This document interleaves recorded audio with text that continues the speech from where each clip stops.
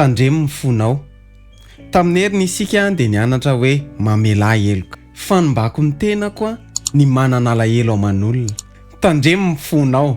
Zay indray no rahantsika ao anatin'ity vidéo ity a, aiza miala ary a manasa anao anaraka an'izany hatramin'ny farany a ao aorianan'ny générique.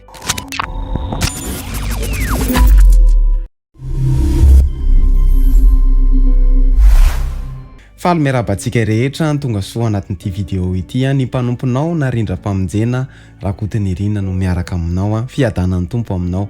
Tandremo ny fonao. Ohabolana toko 4:7 manao hoe tandremo ny fonao mihoatra noho izay rehetra tokony ho tandremana.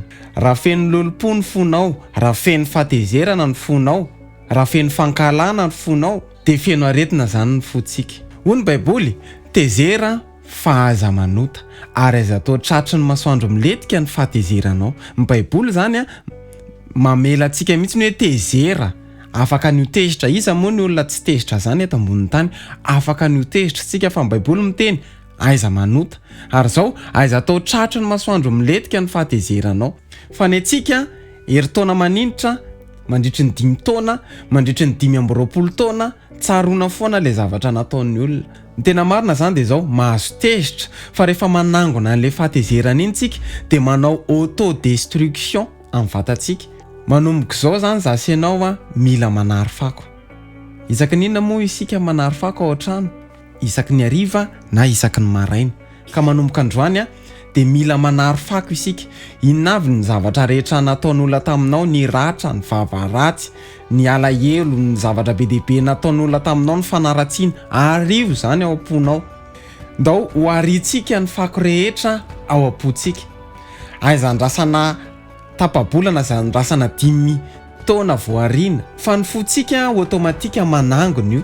Ianao no mahazo tombony raha ialan'ny fako aminao. Tadidio fa ny zorodira dia miantso voalavo, ary voalavo miantso parasy, ary ny parasy dia miantso pesta, ny pesta dia miantso fahafatesana. Fa raha manary ny fakonao ianao dia ianao ihany maivamaivana. Noho izany tandremo ny fonao mihoatra izay tokony ho tandremana. Tadidio fa isika koa nge mba nanafotoan'olona. Fa ndraindray tsika vao mahita an'ilay olona dia tia indray raha anina, tonga dia miverinao anatintsika ny sariny sy izay zavatra rehetra nataony, dia misy zavatra manindrona ny fontsika. Iny zavatra iny a mila esorinao. Tandremo ny fonao mihoatra noho izay tokony ho tandremana. Manangona ny fo. Izay zavatra ratsy rehetra nataon'ny olona tany aloha tany dia tadidy daholo, tsaroana daholo. Hoe iny nangarika taminahy, iny nanaratsy anahy, iny zao nataony tamin'ny tena angoniny io daholo, io ny teny ratsy anahy, io nanompo anahy.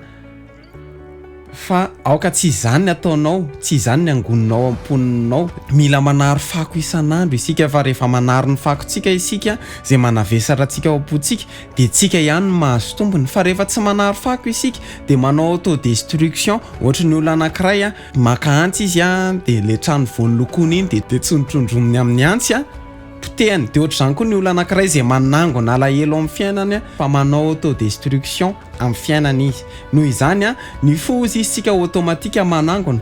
Fa raha manangona ihany ny fontsika, feno tenin'Andriamanitra, feno toko sy andininy, feno fiderana, feno itoriteny, feno zavatra ara-panahy.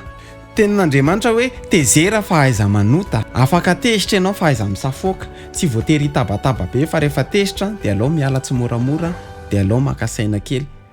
Fa rehefa tezitra sika dia mavita miteniteny foana, mavita manozona. Ho tohizantsika izay amin'ny heriny ny fo dia automatika manangona.